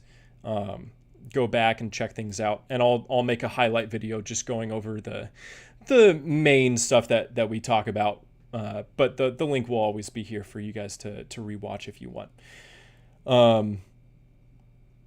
But yeah, so let's see. You started messing, Jimmy. You started messing with 3D when you were 21. That's awesome. I think I started working with 3D when I was around like, I want to say 17, maybe 16, somewhere around there. But I was doing stop motion at the same time. And stop motion was more of my thing then. I was doing it with Legos and whatnot. But it was quite a few years for me to be able to transition from doing stop motion to doing 3D, and really getting the style down. But let me actually change this to, we'll do a more arcane type of a green. Oh wait, no. We'll do a shimmer pink, right? Shimmer purpley pink. Maybe have the saturation. No, saturation's good, but power can be just at like maybe just 1. There we go. There we go. Yeah, I like that. Okay. You're almost 35 now, Jimmy? Respect. I can't wait to get older. That's a hot take of mine. I am looking forward to getting older. A lot of people want to stay young. I want to get older. But yeah, Eagle, I'm reading your message here. Sorry if this has been asked already, but is there a way to bake or otherwise turn that shader result into a texture? I assume not directly because this is in Eevee, right? Yeah, well, what's great is that you can, so baking textures, as far as I'm aware, I've done this a couple times. I'm not the best at it, but baking textures, you won't be working with the BSDFs directly at all. you'll mainly be working with color, normal, and roughness. And so you just want to plug things directly in, like the normal. You want to plug it directly in, and then you'll go into cycles and bake a texture like this, an image texture like this, and you'll do that individually for the normal glossiness, roughness, all sorts of stuff like that. If you have a different normal for your gloss, then you'll want to bake that normal as well. You'll just want to do that for the individual things. There are a lot of really good tutorials out there for baking textures this way. And you can only bake in cycles, but the BSDFs and whatnot, you won't have to worry about that, because cycles, it doesn't support shader to RGB nodes, I don't think. And there are certain other things that it doesn't support, but you generally don't have to worry about that when you're baking any textures in cycles, because you're just baking those individual normals and base textures and whatnot. And then plugging them into whatever BSDFs you need later on in any sort of a platform. But yeah, so getting back to this, I think that we have a good, it's not exact to the, I probably should have just brought in the, this as a reference image. It's not exact to this. We do have those scratches. We'll be able to implement the edge detection and whatnot with the geometry node, which again, if you didn't see before, it's just this geometry node setup. It's just an edge angle. You don't even need this second one. And to show you here, for the first one, I just typed in a word. I typed in bevel just so I could remember that I need to use a bevel node with this as well. These are the settings for the bevel node. But once you type this in here, you just grab an attribute node and a color ramp. Plug those together. Always want to have it the color. And then just type in whatever keyword you have in this area here. So bevel is mine. It can be edge for you, whatever you want. And then automatically the edge detection transfers over to your, what is it called? To your shader. And you can just crank the color stops to be a little bit more intentional about where that shows up. It is very specific to modeling. This isn't the best model because certain edge loops are not lining up with other edges. So I'll probably have to redo this model here, but this is the general, this line work here is the general look of that. And then we would just implement that probably into our gloss. If I just bring in another, why isn't this connecting? Another mix texture, or sorry, a mix color node, and change this to lighten. I can literally just connect the color of this to the B input, and we'll check out our full shader here. And with that, because those edge lines will usually be the same color as your glossiness. If they're not, you can do the same thing that I did once my computer loads. Okay, cool. You can probably do the same thing that I did by just adding another mix color and implementing another layer. But for the gloss, you would just, or the edge, you would just add a lighten, or at least that's how I'm doing it, connecting it to the same connection or the same layer as the glossiness, and just increase the lightens factor to whatever you want, or decrease it. doesn't matter. But yeah, so that gives it a little bit more stylization. And again, we're not locked into a specific style. We want it to look stylized and painterly, but it doesn't have to look exact to any Arcane thing. This is our general reference image, but it's great to be able to branch out and make things your own in the process of making nodes. Shaders. You don't have to ever make things exact to anything. Naughty, you're asking how long is the stream? The total stream will be around 2 hours. The VOD will, but I have about 10 more minutes until I'll end stream. We might go a little bit longer to finish this shader up.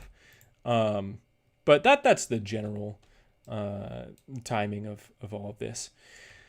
But yeah, let me see anything else that we need to add to this shader, or any more defining that we can do, because we can if we want. Oh, I also think that maybe this wasn't. Yeah, it didn't have a value all the way up, so we'll increase the value for our gloss all the way up. In fact, we can add an emission BSDF with a shader to RGB, and we'll connect that, and we'll make this value, it's already all the way up, awesome, and we'll connect it to the B input. So now our glossiness, our gloss and our edges are going to have that emissive property to it, so they'll look a whole lot more reflective. And you can control how much or how little strength you want that to have through the emission. It's taking a little bit of time for the shader to load here. So this will be a little bit more. Yeah, 2 seems like a pretty good one, although maybe at 1.5 for a more roughed up metal. Yeah, and I like the look of that. And I do have a glare node for my compositing nodes here. I literally just changed the setting to blue. Didn't change any of these, and I just enabled compositor in my viewport.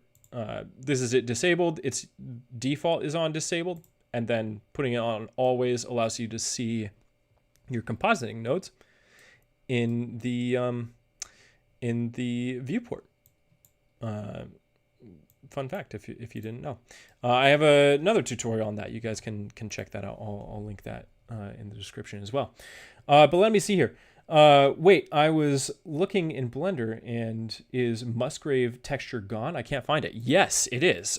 It got merged with the noise texture. I used to use a Musgrave here and then a noise texture. But you get pretty much the same exact result if you use a noise texture and then a noise texture. I think that the Musgrave has been integrated into one of these types. Let me actually just focus in on this and see. Wait, is that my... Okay, we'll see how it affects this brush texture. So if I change this to... how do you say that? Multifractal, then I think that's different than, yeah, it's just slightly different, right? And certain things might give you more options as far as like parameters and whatnot that you can use. So yeah, the Musgrave texture was just integrated into just being the noise texture. That's where it went. Let me see, what else have we got going on here? Yeah. Nadia, we're saying the same thing. Awesome. I love how supportive you guys are and helpful you guys are for the community and for anyone who has a question here. I really appreciate that. But yeah, what was your favorite Blender version before 4.5? Interesting. That's a good question. Probably 3.6 would be my favorite version, just because my previous what's it called? previous Toon shader worked in that version. And it worked really well. I had to add a ton of extra nodes to get it back to looking pretty similar to that version. It looks a little bit better, but still, it's just adding a lot more processing work for Blender to do. Yeah, 3.6 is the GOAT. Yeah, it really is. It's probably some of the best, one of the best versions you can use for anime characters. And that's actually something interesting. You can work in two different versions for separate things, and then just render them as video or as backgrounds or whatever, and implement them into the same project. That's something that I've been experimenting with, particularly for anime characters and backgrounds. I really like adding the Kuwahara filter and doing compositing node stuff and doing some more of the geometry node stuff for objects and whatnot. But then having the more basic, easier to use, and easier to, I guess, define toon style, that Blender 3.6 has. So I'm interested in, like, using both of those, and using them for different purposes. But it'll definitely be a challenge for, like, I have my thoughts on this. I'll save that for a future stream. But I do have my thoughts on all of that. But yeah, I think we're pretty much done with this this metallic shader. We could probably add a little bit more grunge to the base texture, and we'll see. Yeah, just adding a little bit, maybe at 0.3. That just increases the battle damage that it's had, and I'll probably work just slightly more on this, refine a couple more things off stream, and show you guys what that will look like in the future.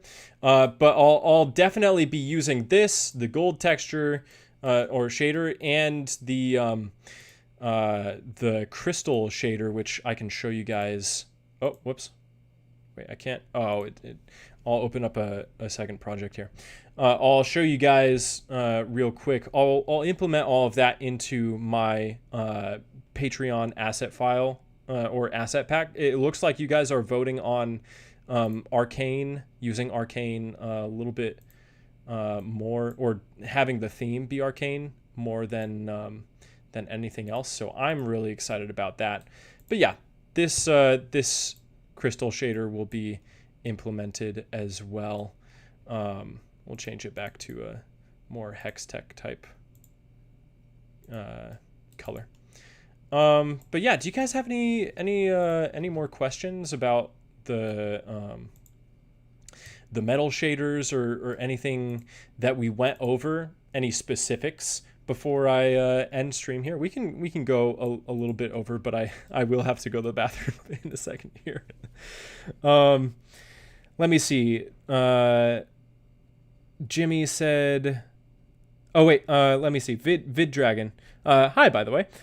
You said, before you end stream today, would you mind showing your topology for the armor? Oh yeah. So again, this shader is very topology reliant, particularly as far as like the reflection goes and how the normals of this affect this thing. For example, you can see that this one over here, which has a much more chaotic topology, also has a much more chaotic look to it. It has more roughness to it, which is pretty cool. But if you're trying to have like a more pristine style of metal, then having that on a less intentionally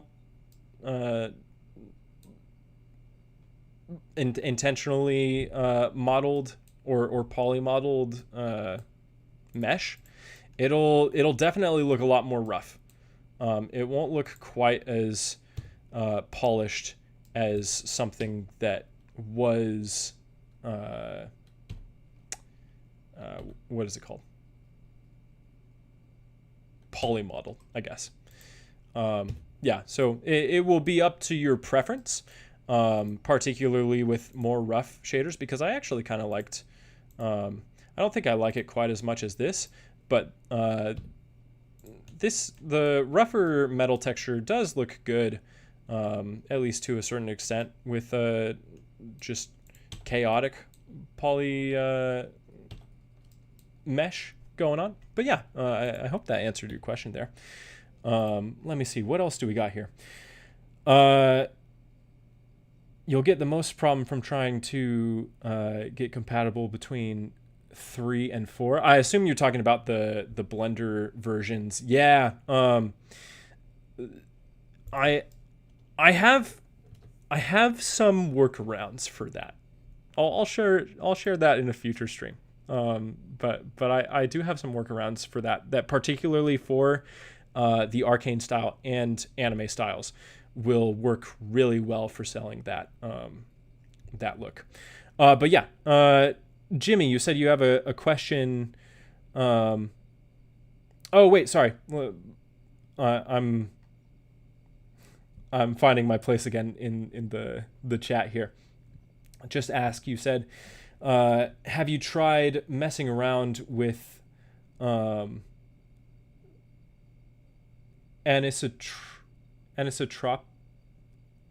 I don't know how to pronounce that word.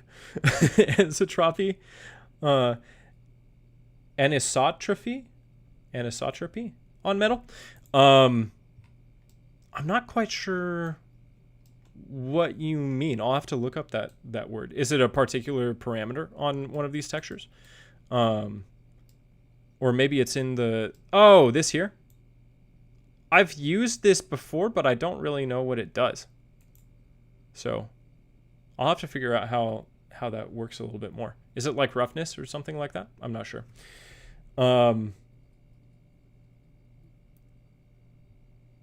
It's a Halal, you're saying it's a rotational reflection? Wouldn't this be the rotation? Oh, or this like defines how much rotation, and then this is like the factor, the mix or something. I don't know how that works. I'll have to figure it out off stream. But I'll look into it for sure. Jimmy, you had a question about the specular. Yeah, what was your question? While you're typing that in chat, let me see. Do you unwrap the UVs in a certain way then? No, actually. This hasn't been UV unwrapped at all. It is just based on the normal. So as you can see here, for all of my texture coordinate nodes, I only plug in the normal and the reflection. Certain other things can be plugged into the object, but that's not the stuff that's like reflective defining, if you will. Let's see here. No question from me, but but my congrats to you on giving me 1 or 2 extra improvements for my Arcane shader. Oh yeah, I'm so glad. Mine is wildly different to yours, but you definitely helped me out today. Oh, awesome. I'm so glad. Maybe when I bring back the Comfee Mug Discord, you can post a picture of the of your shader. That would be pretty cool. But yeah, let's see. Jimmy, you said or sorry, I'll catch up with just a sec, and then go to you, Jimmy. The effect of like the bottom of the pan, it doesn't natively work in Eevee, but I have found workarounds for it. Oh, interesting. I'd be curious to hear what your workarounds for that is. Yeah, because I guess because I am working in Eevee, I guess it doesn't work particularly in Eevee. But yeah, I'm curious what your workarounds for that are. Let's see what else. Oh, did I miss a question from Skonek? Oh yeah. You asked about the smears and the smudges. Yeah, type what your question is in chat, and I'll catch up with Jimmy, and then I'll answer your question. And I think that'll be all the questions I can answer for tonight. But yeah, Jimmy, you're asking, can I do a sphere? Yeah, we can add a sphere. We'll see what it looks like on a. We'll do a UV sphere, and then we'll do an icosphere. And I'll want to increase the subdivisions to maybe 5 for that. Oh, that's way too much. 3 is good. Maybe 4. There we go. Okay. We'll just add the shader to that here, and we'll see. So shade smooth, and then this will be our arcane iron and arcane iron. Not too much of a difference. Yeah, not too much of a difference at all. But it's definitely, because it doesn't have particular edges and whatnot, it's just spherical. It's definitely leaning more towards the grunge look than any of the like having lines and whatnot. Let's see. What else did you say, Jimmy? And then you have a question, and then have a specular that is controlled by a separate light or by some kind of empty. Oh, that would be interesting. I know that Lightning Boy Studio has a really interesting toon shader tutorial that he controls all of his lights, I think, based off of just empties. That would be very fascinating. I try to have everything sort of, all of the characters and environments and whatnot live in the same place, if you will, as far as lighting goes. But I do, especially with metal, I do think that there is a benefit to having. I'm going to hide these for a second here. I think there's definitely a benefit to what is it called? Having custom lights controlled by empties and other things or whatnot. You can also, I think there's light linking, if I'm remembering correctly, that they implemented into this version of Blender 4.5, the newest version. Is that what it's called, light linking? Where you can make certain objects or certain lights only affect certain objects. I haven't tried that yet, but that'll definitely be helpful, especially for anime characters and whatnot. But yeah, so let's see what else. What other questions do we have going on here? I probably only have like maybe 5 more minutes. So I'll try to answer your guys' questions as quick as possible. Let's see. So when the Discord gets back up, love to join and share some of my findings as well. I would love to have you on the Discord. Yeah, I think that YouTube also has a community feature as well that's very similar to Discord. So I'll see if I can implement that as well. But yeah, that'll come a little bit later down the line. I have to get enough Patreon and channel members to support moderators for me to be able to pay moderators. But yeah, so let me see. I think you missed the gold metal as inlay trim on a piece of wood would be cool. Can you add a procedural overlay smudge layer for dirt at the end? Absolutely. Yeah, we can definitely add that. Something that kind of like goes over the glossiness and whatnot, kind of like breaks up that gloss. I'm gonna add that real quick because that would be one of the easiest things to do. Oh, sorry, excuse me. Okay, let me just do, we'll do a noise. It's going to be very grungy, and we'll do Control T. That'll be object, because it doesn't have to go based off of the normal. We'll do a color ramp. Plug the color into there.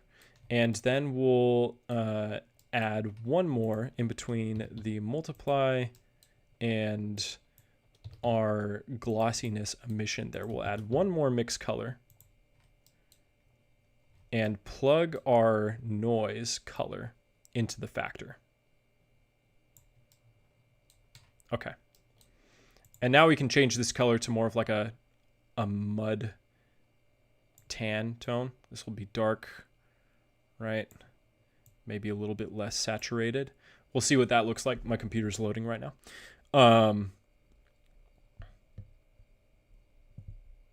Let me see what you guys are saying.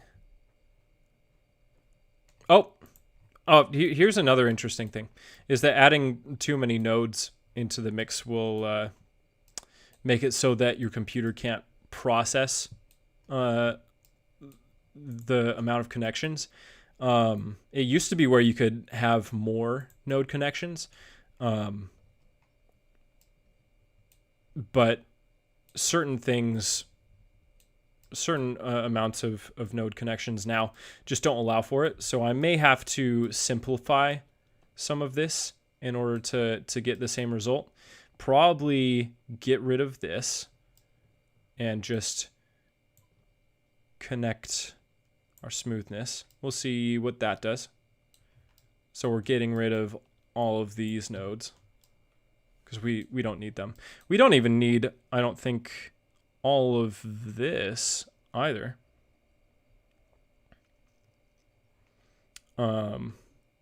But that'll have to load for a second here. We'll see if that gets rid of our pink. Yes. Okay. Cool. Awesome.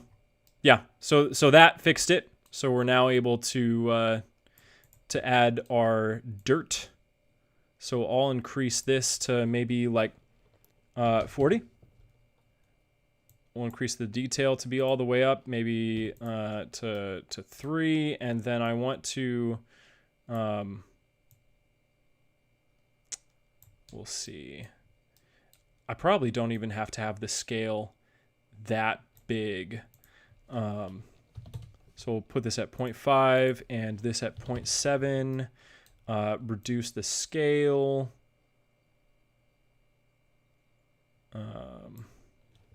Maybe. I kind of like that, actually. Let me... Yeah, and then so the white stop will be determining how prominent the dirt or smudges will be.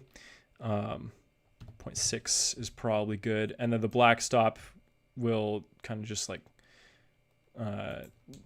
give us back that base color. But yeah, this is a good way to do those smudges. You can probably if we can probably add another mix color, funnily enough, into the mix.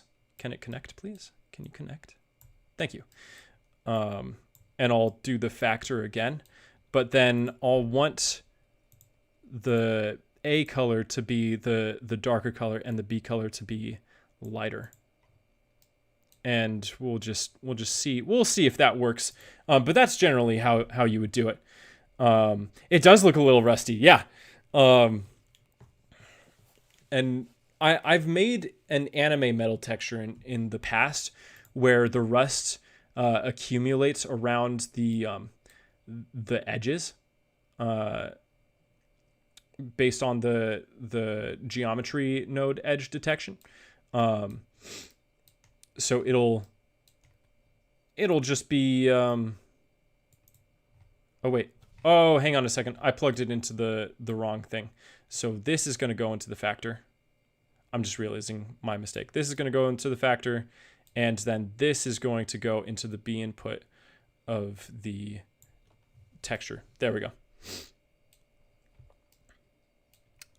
Raphael, you said it's nice to catch the stream, but I gotta go now. Have a nice rest of the stream. Anyone? You have a great rest of your day, evening, night, whatever time it is for you. Thank you so much for joining this stream, Raphael. Really good to see you. I'm gonna be hopping off in a second here as well. But I hope you have a great rest of your day here. But yeah, so yeah, this will just allow you to add a little bit more depth to the dirt. The core of the dirt will be lighter, and as it spreads out, it'll get darker. Yeah, that's generally how you would do that sort of a thing. Great suggestion, by the way. I'm glad that you asked about that.